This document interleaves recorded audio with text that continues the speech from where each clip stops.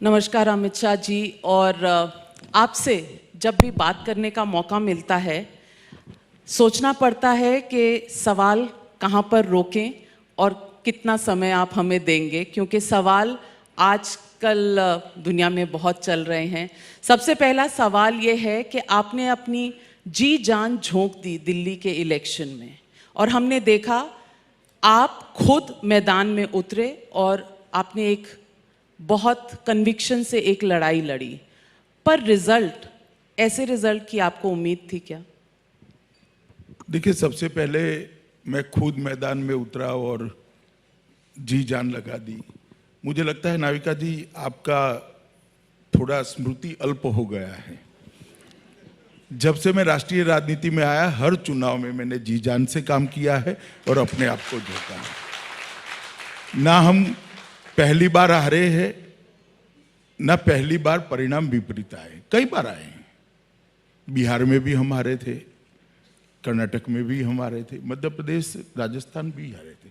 इतनी ही जी जान से मैं, क्योंकि मैं भारतीय जनता पार्टी का कार्यकर्ता हूं, मैं मानता हूं कि चुनाव में मेरी विचारधारा को लेकर लोगों के सामने जाना, लोगों को ज्यादा से ज्यादा लोगों तक मेरी विचारधारा को अपने तर्क के साथ पहुंचाना और मेरी स्वीकृति का जो बेस है इसको वाइड करने का प्रयास करना। चुनाव बहुत सारे दलों के लिए, सरकार बनाने के लिए, सरकार गिराने के लिए होते हैं। Bharatiya Janata party ideology based party है। हमारे लिए चुनाव हमारी आइडियोलॉजी को भी एक्सपांड करने का एक मौका होता है। इसलिए भारतीय जनता पार्टी का जहां तक सवाल है, सिर्फ जय पराजय के लिए हम चुनाव नहीं लड़ते। जय पराजय के भी मायने हैं, इसके लिए भी लड़ते हैं, मगर सिर्फ जय पराजय के लिए हम नहीं लड़ते। और जहां तक परिणामों का सवाल है, मैं बिल्कुल विनम्रता से स्वीकार करता हूं कि हम चुनाव हारे हैं और एक जिम्मेदार विपक्ष के नाते दिल्ली में बैठकर बड़े स्पिरिट से ये सरकार ढंग से चले, इसकी चिंता करेंगे। अमित शाह जी, आपने कहा ये विचारधारा की लड़ाई थी, तो क्या इस चुनाव के जो रिजल्ट आए हैं ये विचारधारा को एक धक्का पहुंचाते हैं? आपको लगता है कि जो आप इशू लेकर गए थे लोगों में, वो इशू लोगों ने नकार दिया? ऐसा नहीं होता है। केजरीवाल जी को लोकसभा चुनाव में तीसरे नंबर पर थे, तो क्या केजरीवाल जी को नकार दिया? चुनाव बहुत सारे मुद्दों को मिलकर एक कॉम्बिनेशन का एक रिजल्ट होता है, जिसमें से एक विचारधारा भी होती है।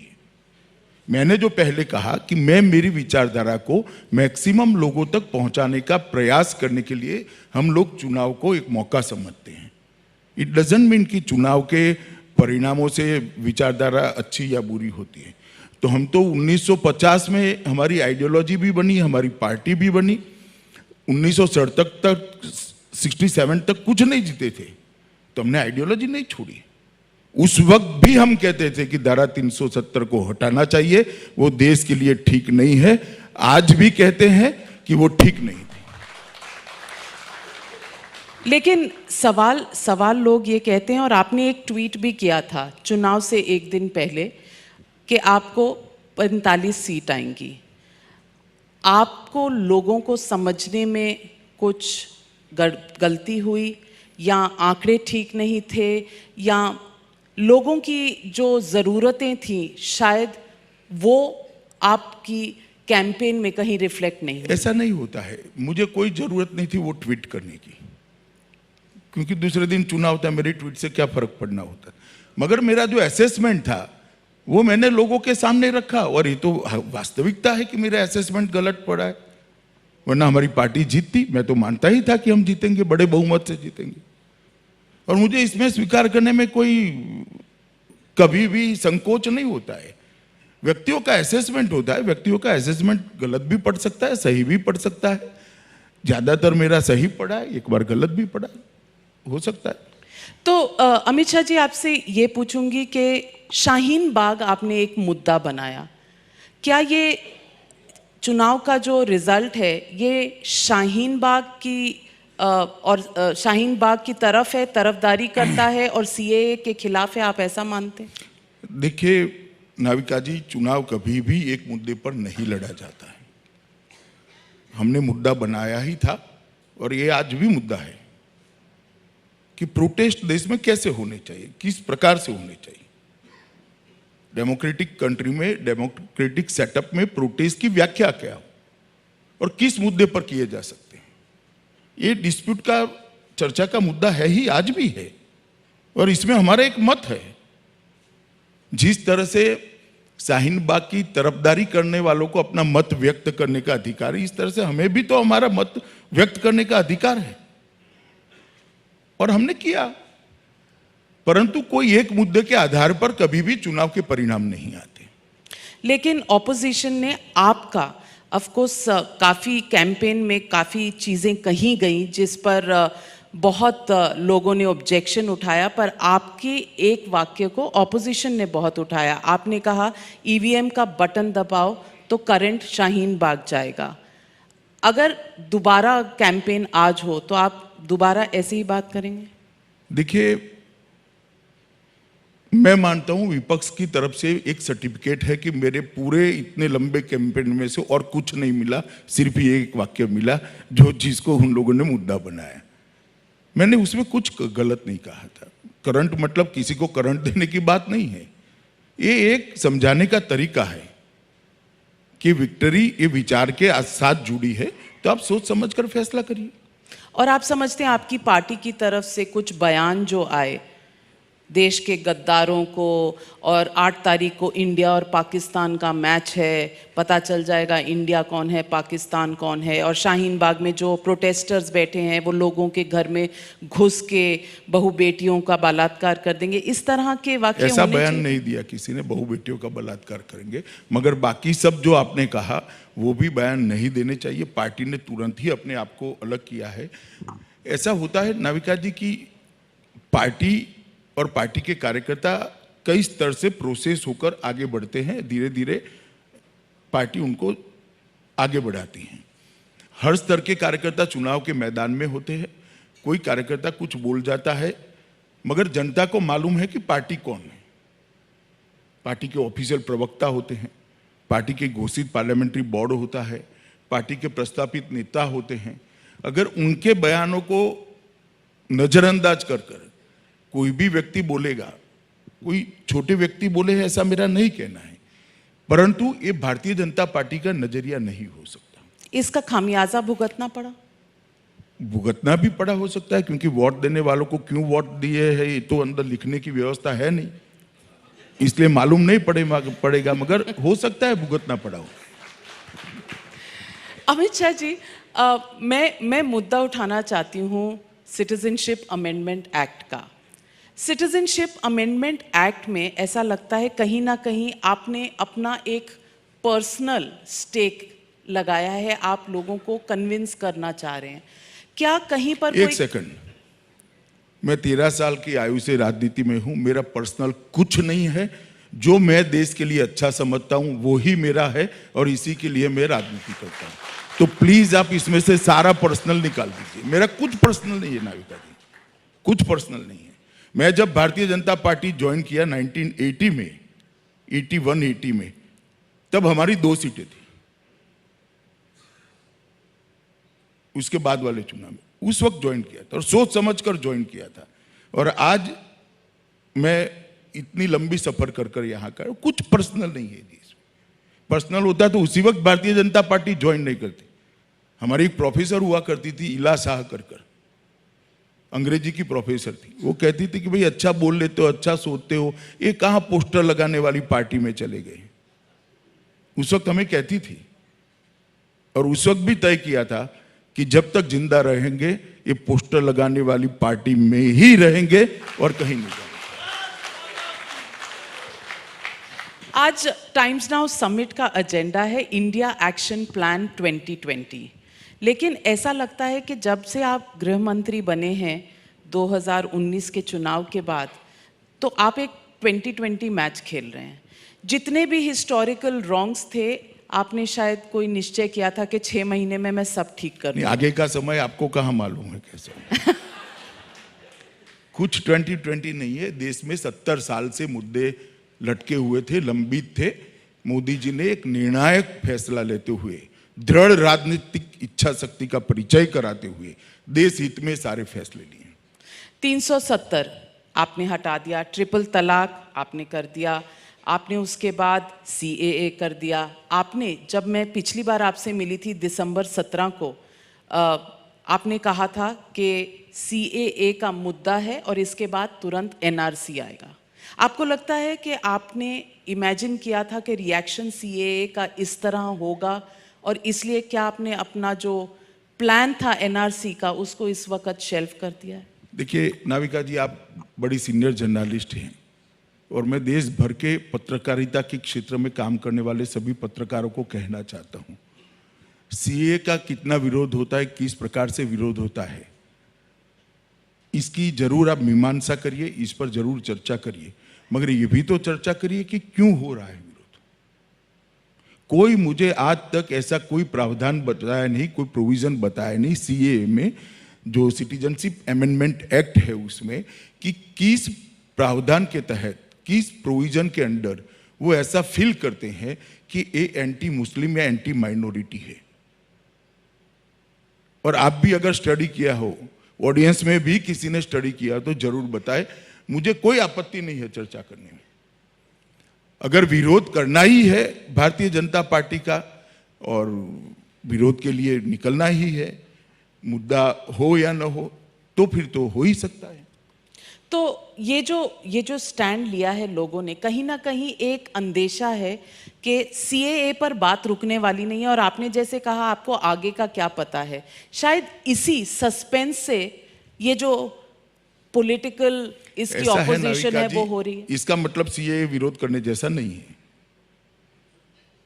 आगे की सोचकर करते हैं जो अभी हुआ नहीं। हाँ, क्योंकि लोग कहते हैं कागजात नहीं दिखाएंगे। नहीं तो उस वक्त करें जब आगे का एक्शन हो, अभी क्यों कर रहे हैं?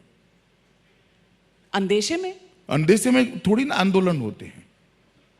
सीए को मेरिट्स में कोई डिस्कस करे, इसमें क्या आपत्ति है? और इसमें अगर आपत्ति है तो फ्रैंकली बात करनी चाहिए। तो सरकार तैयार है बात करने के लिए प्रोटेस्टर से, या जिनको नहीं, मैं तो पार्लियामेंट में मैं तो तैयार ही था। आपने मेरी डिबेट देखी नहीं देखी मुझे मालूम नहीं है, देश में बहुत सारे लोगों ने देखी, एक एक बात का मैंने जवाब दिया था, जितने भी सवाल थे एक भी स्किप नहीं किया था मैंने। और आज भी है साइट पर, कोई निकाल कर देख ले, और भी सवाल है तो चर्चा करनी चाहिए। लेकिन कुछ पार्टियां कहती हैं this is the tyranny of numbers. आपके पास नंबर है, मेजॉरिटी है। भाई अभी तो नंबर नहीं ना, आप ही पूछ लीजिए उनके सवाल, मैं जवाब देने के लिए तैयार हूं। आपत्ति क्या है?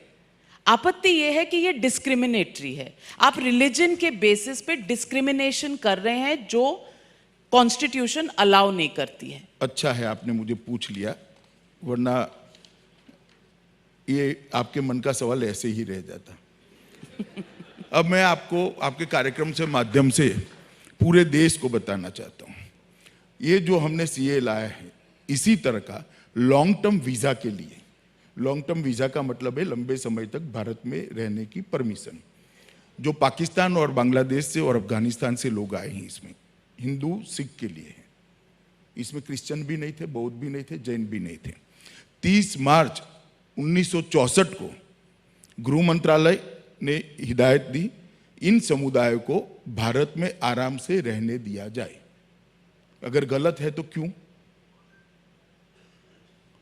ये मेरे जन्म के पहले की बात है और मेरी पार्टी कहीं दूर दूर तक पावर में नहीं। 30 मार्च 1964, 16 अप्रैल 1964, 29 दिसंबर 1964, 5 अगस्त 1966, 10 दिसंबर 74, 9 फरवरी 1978। ये कांग्रेस की सारी सरकारों ने कहा है, एक जनता पार्टी की एक, कि ये हिंदू और सिखों को लॉन्ग टर्म वीजा उदारता से दिए जाए, उनको यहां रहने की सुविधा कर दिए। 17 नवंबर 1984 को मिनिस्ट्री ऑफ होम अफेयर्स ने एक पत्र लिखा राजस्थान सरकार को, किसी को डिपोर्ट न किया जाए जो हिंदू और सिख हैं, धैर्य रखें। बाद में 1986 में सीसीपीए ने एमएचए के प्रस्ताव को मंजूरी दी। ऐसे प्रताड़ित समुदाय जो हिंदू और सिख है, उनको दीर्घावधि रहने व भारत की नागरिकता लेने की सुविधा उदारता से उपलब्ध कराई जाए, ये हितावह है। बाद में 13 जुलाई 1987, 10 जुलाई 1997, 16 जुलाई 1997, 23 फरवरी 1999 और 2 जून 2010 विशेषकर हिंदू व सिखों को के लिए विभिन्न लिबरल प्रावधान करते हुए नागरिकता दी जाए। ये कोई मेरी सरकार नहीं है। उसके बाद 5 अक्टूबर 2010, 11 अगस्त 2011, 7 मार्च 2012 उन्होंने कुछ जोड़ा। हिंदू, सिख, बौद्धिस्ट और क्रिश्चियन अल्पसंख्यकों को LTV लॉन्ग टर्म वीजा की सुविधा सरलता से दी जाए। ये सारे कांग्रेस का ही मैं बोल रहा हूं, सो कॉल्ड सेक्युलर पार्टी का। दिसंबर 2014 और अगस्त 2016 को यही सुविधा को एक्सटेंड किया गया। इसके साथ रोजगार, फ्री मूवमेंट, बैंक खाता, पैन कार्ड और आधार देने की सुविधा प्रोवाइड की गई। अब अगर ये सारी चीज कांग्रेस पार्टी करती है तो शुद्ध रूप से बिन सांप्रदायिक और सेक्युलर है, और यही सर्कुलर को भारतीय जनता पार्टी कानून में बदलती है तो हम कॉम्युनल हैं। तो आपकी कम्युनिकेशन में, मार्केटिंग में कहीं जरा भी deficiency नहीं होगी? है। मीडिया के अन्याय है। ये सारी चीजें पार्लियामेंट में बोली गई है, आप दिखाते नहीं हो। आज तो आपके हाथ में नहीं है, मुझे दिखाना ही पड़ेगा आपको। नहीं सर, क्योंकि लाइव है। उस दिन भी मगर पूरा सुनिए, आप मुझे सुनिए जरा। उसके बाद में CAA आने के बाद पाकिस्तान के आए हुए 74 हिंदू अल्पसंख्यकों को राजस्थान, जयपुर, जोधपुर और जैसलमेर में कलेक्टरों के द्वारा इसी नियम के अनुसार नागरिकता दी गई है। कांग्रेस पार्टी की सरकार ने दी है। मैं डेट भी बता दूं, 12/12/2019। अब अगर पर अमित शाह जी, ये सब करने के बावजूद अगर कांग्रेस अपने आप को सेक्युलर मेंटेन कर पाती है और आप नहीं कर पाते हैं, तो कहीं ना कहीं कोई ना कोई कम्युनिकेशन गैप तो है। हमें किसी का सर्टिफिकेट नहीं चाहिए नाविका जी। हमारा मन शुद्ध है, हम शुद्ध मन से काम करते हैं। हमने कभी भी धर्म के आधार पर भेदभाव नहीं किया है। मैं आज भी देश को बताना चाहता हूं कि CAA में कोई भी प्रोविजन ऐसा नहीं है जो मुस्लिमों की नागरिकता ले ले। जहां तक हिंदू, सिख, बौद्ध, जैन, ईसाई को देने का सवाल है, इस देश का धर्म के आधार पर विभाजन कांग्रेस पार्टी ने किया, और जो लोग वहां रह गए थे 27%, 30% थे, अब 3% बच गए। उन पर इतनी प्रताड़ना हुई है। 70 साल से ये लोग अमानवीय जीवन यहां पर जी रहे हैं, और उनका अधिकार है, क्योंकि कांग्रेस नेताओं की अपील पर ही वो उस वक्त यहां नहीं आए थे। और पार्लियामेंट में और अलग अलग जगहों पे उनको वादा किया गया था। जैसे महात्मा गांधी ने 12 जुलाई 1947 को कहा था, जिन लोगों को पाकिस्तान से भगाया गया उन्हें पता होना चाहिए था कि वो पूरे भारत के नागरिक हैं। उन्हें यह महसूस करना चाहिए कि वे भारत की सेवा करने और उसकी महिमा से जुड़ने के लिए पैदा हुए थे, और हमेशा भारत ने इनको स्वीकारने की तैयारी रखनी चाहिए। महात्मा गांधी तो वो भी सेक्युलर नहीं है आपके हिसाब से? नहीं सर, सुनिए जरा प्लीज। पाकिस्तान में रहने वाले हिंदू, सिख हर नजरिए से भारत आ सकते हैं। अगर वे वहां निवास करना नहीं चाहते हैं, उस स्थिति में उनको नौकरी देना, नागरिकता देना और जीवन को सामान्य बनाना और सम्मान देना भारत सरकार का पहला कर्तव्य होना चाहिए। 26 सितंबर, महात्मा गांधी।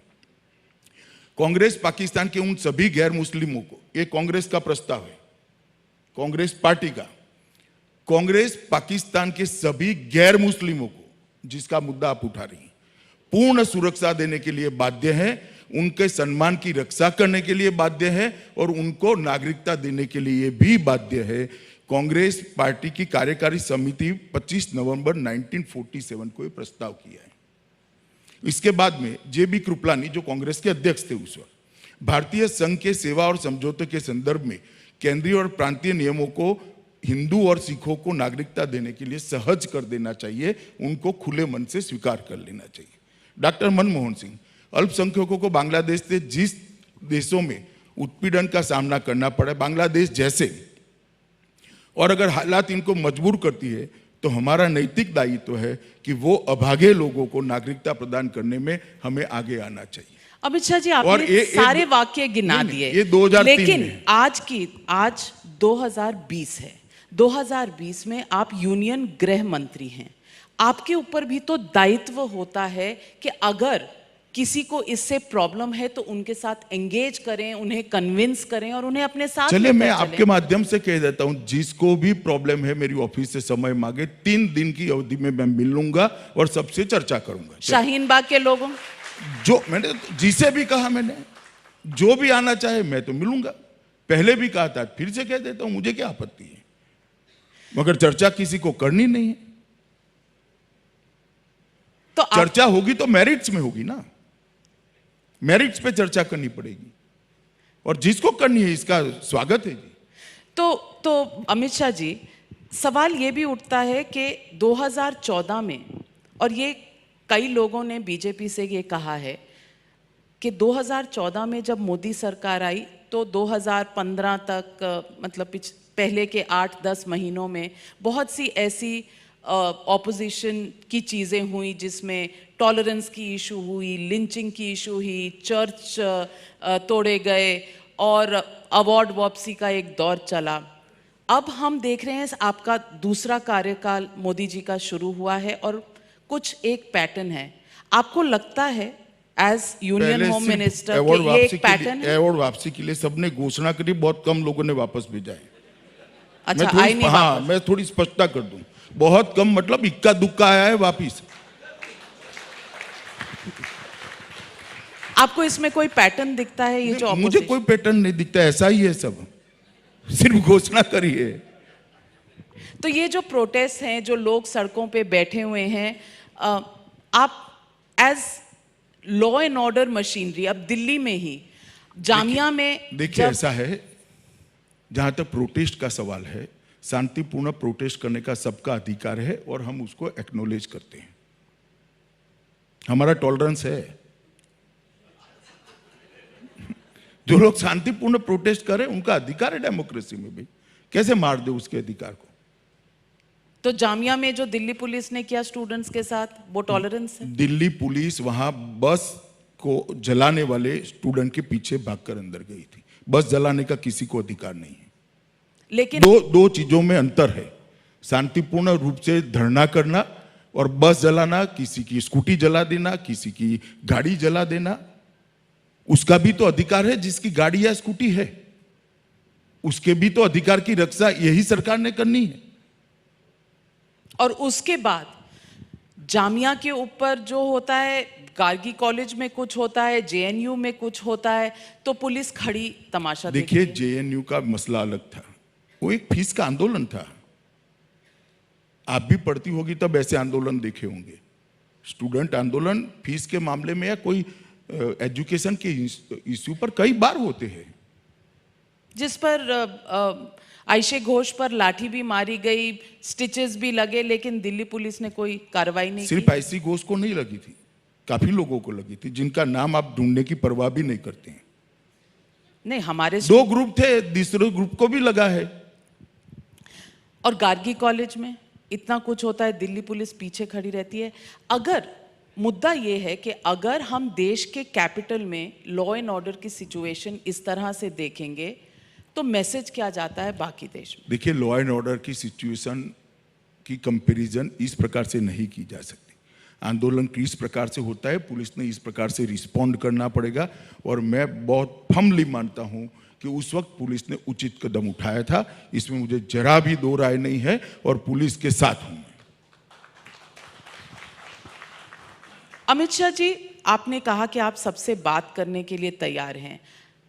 एक सवाल ये है, और मैं दोबारा उस इंटरव्यू पे जाऊंगी जो आपने 17 दिसंबर को मुझे दिया था, और उसमें आपने साफ तौर पे कहा था कि एनआरसी आएगी और उसमें ना आधार माना जाएगा, ना पैन कार्ड, ना ड्राइविंग लाइसेंस। अब एनआरसी कब आएगी, इस पर आपकी क्या देखिए, विचार? एक वाक्य आप बहुत चतुराई से चुरा ले गई हैं। सिर्फ इतना नहीं कहा गया था, ऐसा कहा था कि मेरे पार्टी का घोषणा पत्र है। ये वाक्य को आप थोड़ा छिपा रही हैं, और मैं आज भी कहता हूं कि मेरी पार्टी का घोषणा पत्र है। मैंने अभी पार्लियामेंट में का जवाब दिया है कि अभी एनआरसी पर कोई निर्णय नहीं हुआ है। कोई निर्णय नहीं हुआ है, लेकिन आपके घोषणा पत्र में और जिस तेजी से आप अपना घोषणा पत्र इंप्लीमेंट किए चले जा रहे हैं, राम मंदिर का ट्रस्ट बन गया, ट्रिपल तलाक, 370, CAA, तो कुछ लोग मैंने कहा ना, मैंने अभी पार्लियामेंट में जवाब दिया है कि अभी हमने एनआरसी पर कोई निर्णय नहीं किया है। और जहां तक एनआरसी का सवाल है, अभी निर्णय नहीं किया है, वो आप याद रखना, इसको ट्विस्ट मत करना। परंतु मैं एनआरसी के लिए भी आपको बताना चाहता हूं, प्रणब मुखर्जी अध्यक्ष थे कमेटी के, और उसमें कपिल सिब्बल, मोतीलाल वोरा, अंबिका सोनी और लालू प्रसाद यादव मेंबर थे। उनकी अध्यक्षता में कमेटी थी। 107वीं रिपोर्ट, गृह विभाग की संसदीय स्थायी समिति की 107वीं रिपोर्ट, जिसमें सीए के लिए तो लिखा ही है एक प्रावधान, परंतु एनआरसी के संदर्भ में क्या है, इस रिपोर्ट में समिति ने भारत के प्रत्येक नागरिक को अनिवार्य रूप से पंजीकरण करेगी और उन्हें पहचान पत्र जारी करने का मान्यता देगी और उनका रजिस्टर बनाएगी। ये प्रणब मुखर्जी साहब का रिपोर्ट है। तो फिर आप पीछे क्यों हो गए अगर आपके घोषणा? हम पीछे कहाँ गए? मैंने वो कहा कि मैंने अभी पार्लियामेंट में जवाब दिया है। देश के प्रधानमंत्री जी ने भी सार्वजनिक सभा में कहा कि हमने कोई निर्णय नहीं करा है। और निर्णय होगा जल्द में? देखिए, जब होगा तब थोड़ी ना छिपा रहेगा, करेंगे तो मालूम पड़ेगा। लोगों का यह भी कहना है कि CAA के दौरान जो आपने 2 लाइनें बनाई हैं, एक जो लॉन्ग टर्म वीज़ा के लिए अप्लाई करते हैं और नेचुरल प्रोसेस में कई मुसलमानों को भी मिली है सिटीजनशिप, और एक आपने ये फास्ट ट्रैक कर दिया जो परसिक्यूटेड माइनॉरिटीज़ हैं, ये 2 लाइनें बनाना ही डिस्क्रिमिनेशन है। किसके साथ? जो अंदर आ रहे हैं। ये कानून भारत का नहीं, बांग्लादेश, पाकिस्तान और अफगानिस्तान की माइनॉरिटी परसिक्यूशन किसके साथ होगा? अहमदियाज के साथ भी होता है, उनका कहना। नहीं, अहमदिया के साथ होता है तो वो भारत का संपर्क करे, किसी ने नहीं करा है। और मैं आपको बताता हूं कि 30% आबादी थी दुनिया भर के जो लोग सीए पर क्वेश्चन उठा रहे। मेरा विनम्रता से उनको एक सवाल है कि 30% आबादी थी, 3% हो गई। भाई जरा पूछो तो ये लोग गए कहां? या तो मार दिए गए, या तो उनका धर्म परिवर्तन कराया गया, या तो भारत की शरण में आए। 3% रह गए। हमारे यहां माइनॉरिटी की संख्या घटी नहीं है, कम नहीं हुई, बढ़ी है। वहां कम हो गई। और जब हम माइनॉरिटी लेते हैं तो इसमें पाकिस्तान, अफगानिस्तान और बांग्लादेश तीनों घोषित इस्लामिक स्टेट हैं। तो वहां की माइनॉरिटी में मुसलमान कहां से आएगा? क्योंकि घोषित मुस्लिम राज्य है, तो मुसलमानों पर प्रताड़ना कैसे करेगा? सवाल एक और भी है कि आपने शाहीन बाग की बात की। चुनाव के दौरान कुछ ऐसे तथ्य सामने आए जिसमें कहा गया कि शायद कुछ प्रोटेस्ट में पॉपुलर फ्रंट ऑफ इंडिया का भी कुछ हस्तक्षेप है, कुछ पैसे हैं, कुछ कैश है जो इन प्रोटेस्ट के साथ मैच कर रहा है। नहीं, हमें रिपोर्ट्स बहुत सारी सरकारी एजेंसियों से मिली है। गृह मंत्रालय इन पर डिटेल जांच कर रहा है, आगे देखेंगे जांच में क्या आता है। लेकिन PFI झारखंड में बैन थी, फिर बैन उठ गया। अब इन सब चीज़ों का दोबारा से एक दौर चला है कि PFI के थ्रू, और उसमें कई पॉलिटिकल पार्टीज के कनेक्शंस भी बताए गए हैं। PFI पे आपका क्या स्टैंड है? नहीं, देखिए, जब जांच चल रही हो उस समय मुझे कुछ भी कहना मेरे लिए उचित नहीं है, क्योंकि मैं गृह मंत्रालय का इंचार्ज हूं, गृह मंत्री हूं। गृह मंत्रालय इसकी डिटेल में जांच कर रहा है। एक बार जांच समाप्त हो जाएगी, रिपोर्ट आएगी, तो इसको हम सार्वजनिक भी करेंगे और उचित कदम भी उठाएंगे अगर कुछ कदम लेने जैसा है तो। पर प्रिलिमिनरी, फिर ये क्या सिर्फ कैंपेन के दौर का एक उछाला हुआ सब्जेक्ट था जिसमें कई पार्टियों के नाम? हमने नहीं उछाला, आपने उछाला। दोष टाइम्स हमेशा नाउ ने मीडिया का उछाला, होता है। हमने कहां उछाला है? हमने कुछ नहीं कहा इसमें। दोष हमेशा मीडिया का ही होता है ना, दोस्त ने, मैं वास्तविकता बता रहा हूं। हमने कहां कहा? आपकी चैनल ने चलाया। शाहीन बाग और प्रोटेस्ट के साथ एक और मुद्दा जड़ा हुआ है। देश के बच्चे, एक 4 महीने के बच्चे की वहां मौत हो गई।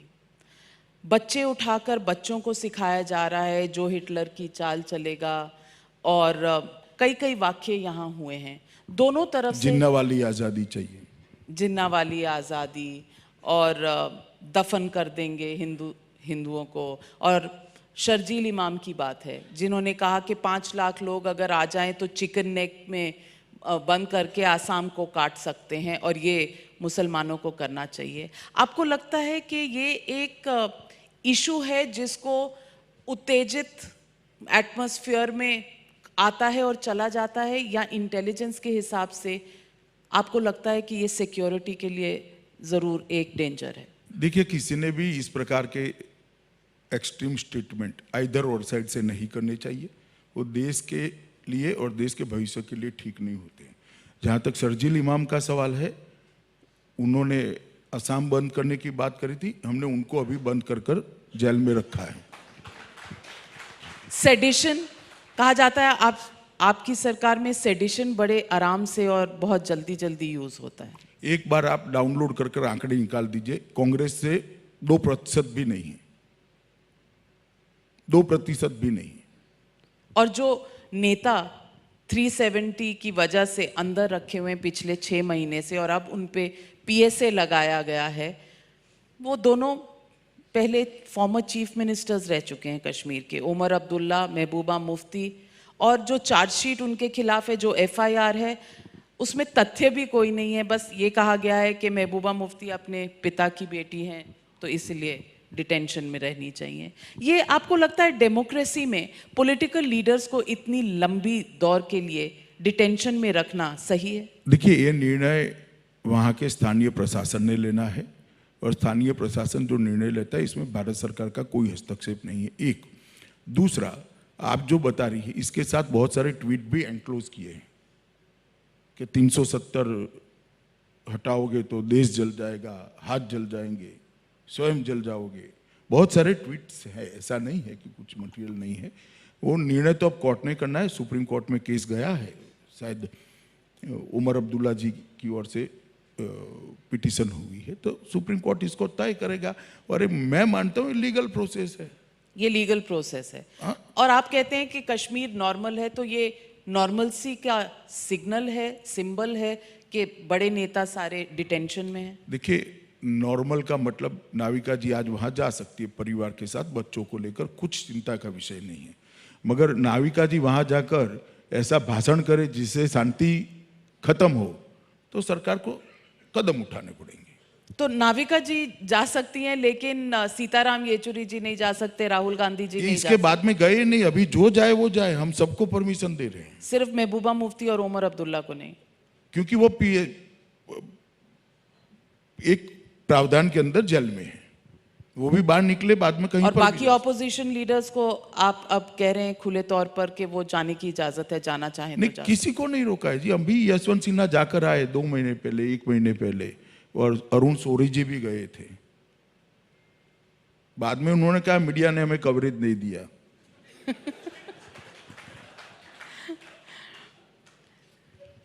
NPR पे आती हूँ।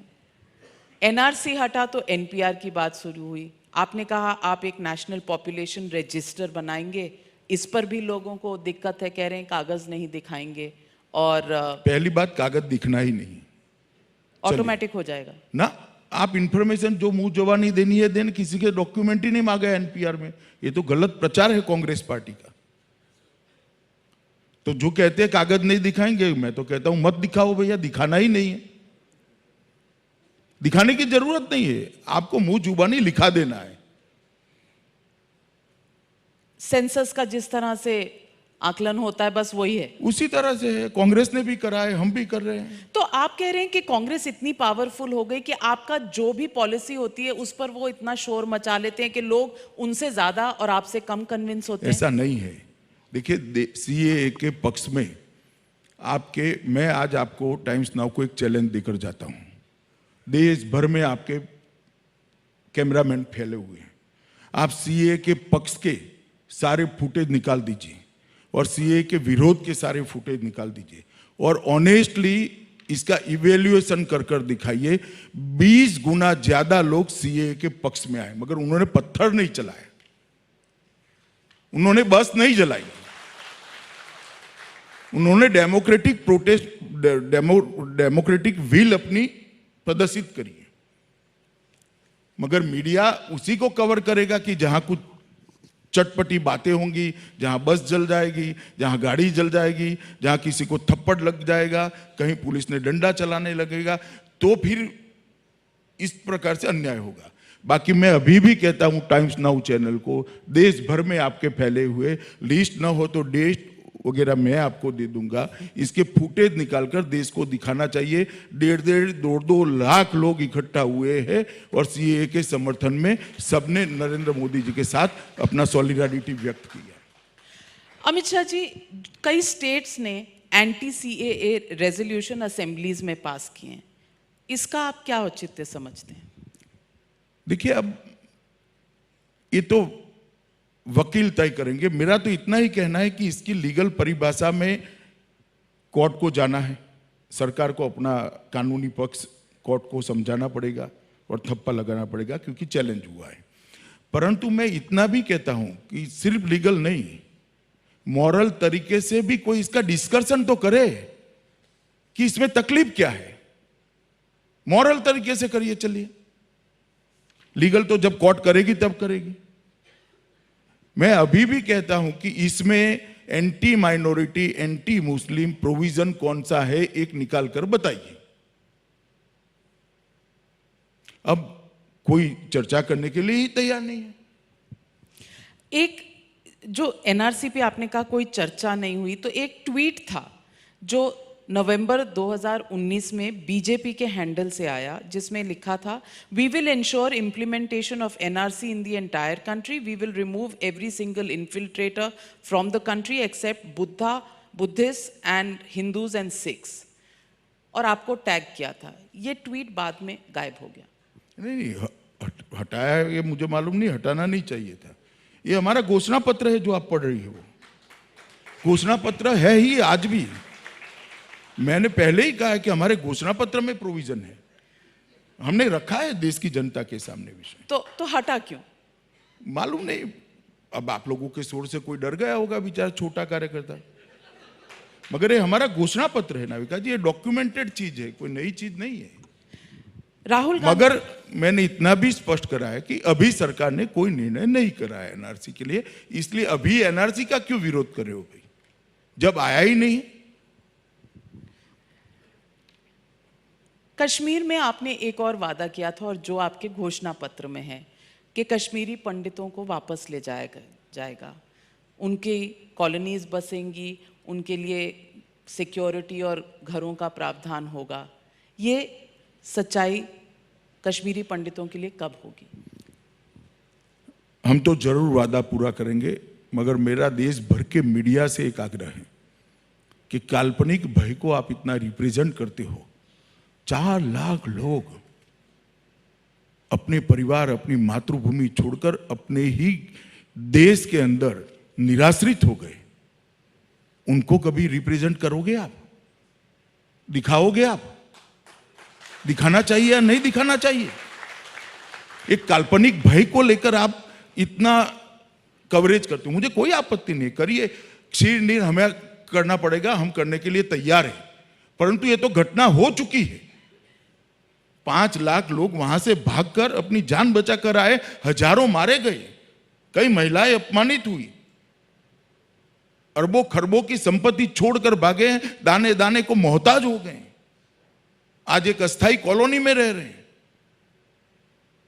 इनके लिए कोई आवाज नहीं उठाता, क्योंकि ये सेक्युलरिज्म की व्याख्या में फिट नहीं होता है। अगर यही सेक्युलरिज्म है तो मैं ऐसे सेक्युलरिज्म को नहीं मानता।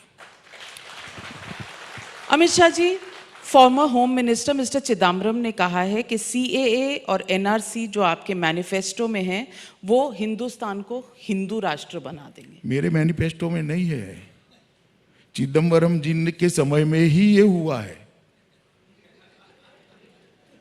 मैं आपको बताता हूं, नागरिक ये जो 14A जोड़ा गया, वो कांग्रेस सरकार के समय में जोड़ा गया है।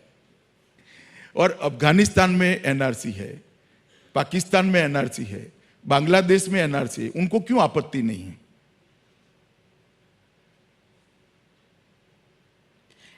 तो आप कह रहे हैं कि चिदम्बरम जी जो इतने बड़े वकील हैं वो बेतुकी सी तर्क कर रहे हैं? देखिए, मैं ऐसा कहने के लिए ना अधिकृत हूं ना मुझे कहना चाहिए। सार्वजनिक जीवन में सबने अपने अपने मत रखने चाहिए और मत का इवैल्यूएशन जनता को करना है। मैं ऐसा नहीं कहता उनका तर्क बेतुका है, परंतु वो जब ऐसे तर्क रखते हैं तो मुझे वास्तविकता बतानी चाहिए। राहुल गांधी बहुत रोज ट्वीट करते हैं और कहते हैं कि आप SC ST जो आपने डिफेंड किया है सुप्रीम कोर्ट में, उसमें आपने देश के लोगों को धोखा दिया है। ओहो नाविका जी, मुझे तो कई बार आश्चर्य होता है इस देश के सीनियर जर्नलिस्टों को क्या हुआ है। कोई राहुल गांधी को ये सवाल नहीं करता, भैया तुम भारतीय जनता पार्टी पर आरोप लगाते हो कि SC ST को इस कानून के तहत ये। सर वो हमसे बात नहीं करते, सिर्फ ट्वीट करते। मगर चैनल पर तो दिखाइए, रिसर्च आपका वहां क्यों पंगु हो जाता है जब कांग्रेस पार्टी आती है?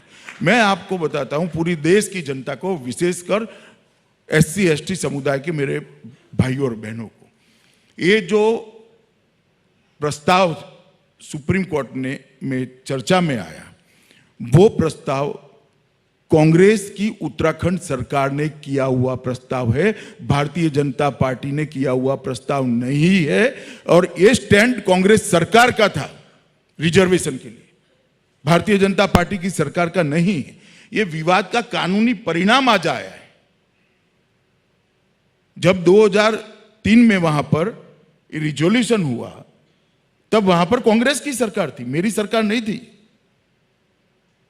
और वही कांग्रेस के नेता राहुल गांधी कह रहे कि एंटी दलित है, अगर वो सच है तो एंटी दलित मैं नहीं हूं, आपको पास्ट की मालूमात नहीं, आप एंटी दलित हो, आप एंटी ST हो, क्योंकि आपकी सरकार ने इसको पारित किया था।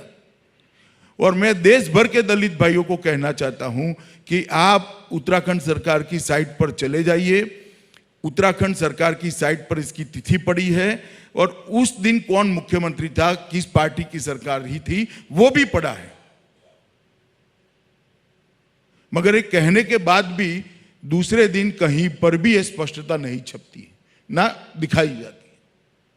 मैं तो मानता हूं ये दुर्भाग्यपूर्ण चीज है। अमित शाह जी, पिछले कुछ महीनों में देखा गया है कि लोकसभा के चुनाव में भारी बहुमत मिलने के बावजूद बीजेपी का जो फुटप्रिंट है वो देश में घट गया है। 70% हुआ करता था 2017 में और 2019 में 40% में सिमट गया है। तो कहीं ना कुछ प्रॉब्लम तो है। देखिए, हर चुनाव के अपने डायनेमिक्स होते हैं, हर चुनाव का मुद्दा जनता सिलेक्ट करती है, पार्टियां भी अपने मुद्दे रखते हैं, मगर जनता को एक मुद्दे को स्वीकार कर वोट देती है। मोदी जी अभी कुछ ही समय पहले, जहां तक विपक्ष का सवाल है, सबसे बड़े बहुमत के साथ अकेली भारतीय जनता पार्टी 303 सीटों के साथ प्रचंड बहुमत से जीती है। अब ये बात सही है आपकी, कुछ राज्यों में हमें सफलता नहीं मिली है, परंतु इट डजंट मीन कि भारतीय जनता पार्टी का वोट बेस सिकुड़ गया है।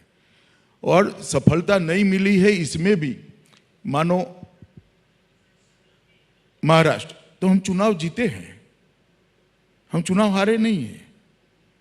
झारखंड में हारे हैं, दिल्ली में हारे हैं। मैं अभी आता हूं आगर, हरियाणा में सिर्फ हमारा 2.5% वोट कम हुआ और 6 सीटें कम हुई। झारखंड में जरूर हम चुनाव हारे और दिल्ली में ऑलरेडी हारे हुए थे, वोट प्रतिशत भी बढ़ा है, सीट भी बढ़ी है। और कांग्रेस जिनकी 1 भी सीट नहीं आई, 4% हो गई, आप कांग्रेस को रेस में ही नहीं मानती है। तनिक साथ में एक बात भी तो कह दीजिए, आपका खैर इतना है, उनका तो साफ हो गया। नहीं, हमने तो कहा है कि उनका जो डिस्टेंस उन्होंने ट्रैवल किया है लंबा है, 0 से 0 तक, और आर्यभट्ट को चैलेंज कर रहे हैं, ये तो हमने कहा है। लेकिन आपका कंपटीशन आप हमेशा कांग्रेस के पास क्यों ले आते हैं? क्योंकि कांग्रेस ही एकमात्र राष्ट्रीय दल है जो आज राष्ट्रीय राजनीति में है। लेकिन चुनावों में रीजनल पार्टीज अपना सर उठा रही हैं, उनका महत्व बढ़ रहा है। अगर आप वेस्ट बंगाल में देखें तो आपकी टक्कर ममता बनर्जी के साथ है, उड़ीसा में नवीन पटनायक के ऐसा साथ है, थी। वेस्ट बंगाल में भी हम 18 सीटें जीते हैं, 42 में से लगभग इक्वल जीते हैं। बंगाल और वहां पर भी हम 11 सीटें जीते हैं अपने उड़ीसा के अंदर। ये कोई कम सीटें नहीं है। पर चुनाव आने वाले हैं अब बिहार में और वेस्ट बंगाल में, आप आकलन लगा रहे हैं अभी से कि वहां अभी की तो देर है, मगर दोनों जगह हमारी पार्टी लड़ने के लिए तैयार है और जीतने के आत्मविश्वास के साथ चुनाव के मैदान में उतरेगी। अभी आकलन लगाने के लिए बहुत देर है। अमित शाह जी, महाराष्ट्र में जो हुआ और जिस तरह से शरद पवार जी ने वहां एक अलायंस बनाई, शिवसेना आपसे टूटकर वहां चली गई, तो बहुत लेख आए, बहुत जगह ये बात चली कि आपको पॉलिटिक्स का चाणक्य माना जाता था और अब शायद आप चाणक्य नहीं है, शरद पवार निकले। इन लेखों को आप किस तरह लेते हैं? देखिए, तत्कालीन चीजों के आधार पर इस प्रकार के तत्कालीन इमीडिएट नाम बनते हैं, मिटते हैं, और भी बनेंगे और भी मिटेंगे। इतिहास व्यक्ति के मरने के 50 साल के बाद लिखा जाता है कि ये व्यक्ति का देश के लिए योगदान क्या था। इतिहास सबका योगदान करेगा, मगर मैं इतना जरूर कहता हूं कि मैं इतिहास के पन्नों पर आने वाला जितना मेरा योगदान नहीं है।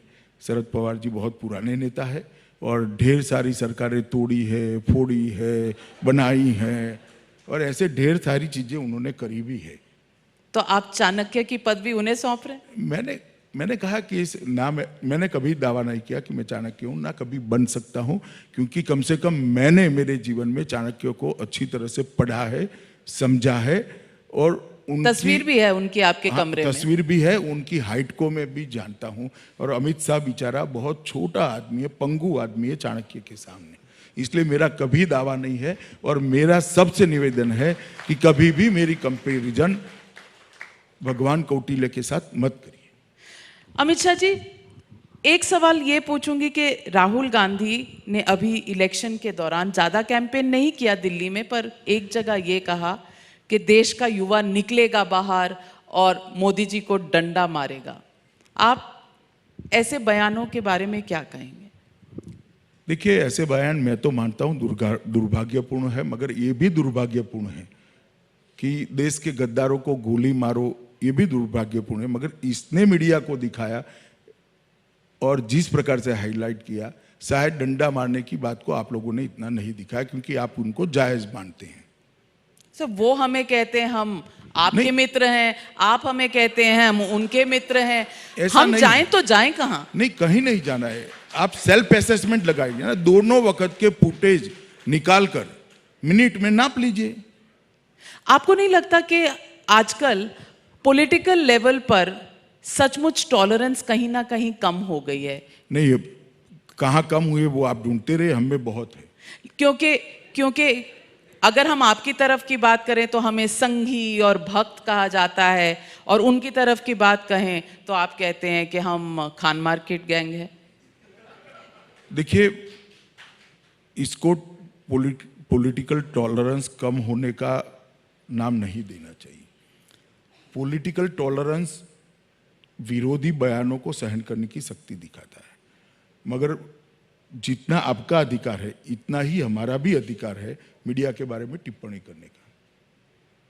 मैं मानता हूं है, अगर मैं मानता हूं कि मेरी पार्टी की बात को ढंग से मीडिया नहीं प्रस्तुत करता है, तो इस प्रकार के फोरम में आपकी उपस्थिति में, पीठ के पीछे नहीं, मैं जरूर कह सकता हूं, निर्णय जनता को करना है कि आप ठीक कर रहे हो या नहीं कर रहे हो। अमित शाह जी, एक्शन प्लान 2020, आपने 2019 में बहुत सारे कदम उठाए, 2020 का कुछ अंदाजा देंगे हमारे व्यूअर्स को? नहीं, देखिए, मोदी जी ने न्यू इंडिया का एक विजन रखा है और एक लक्ष्य भी रखा है देश के सामने कि $5 ट्रिलियन की इकोनॉमी को हम आगे बढ़ाएंगे। और मुझे पूरा भरोसा है कि इस दिशा में देश आगे बढ़ेगा और भारत का भविष्य मोदी जी के नेतृत्व में मैं बहुत उज्जवल देख रहा हूं। क्योंकि मैं नज़दीक से उनको काम करते हुए देखता हूँ। और आजकल जो कहा जाता है युवा वर्ग एम्प्लॉयमेंट अपॉर्चुनिटीज़ के लिए बहुत बेचैन है, आपको लगता है इकोनॉमी में ये सुधार आएगा? 5 ट्रिलियन का जो हमने डेट तय की है वहाँ हम देखिए आ चुका है सुधार। मैं देश की जनता को कहना चाहता हूँ नाविका जी के कार्यक्रम के माध्यम से, 70 साल तक अनेक सरकारों ने देश चलाया और देश की इकोनॉमी को $2 ट्रिलियन तक पहुंचाया 2014 तक।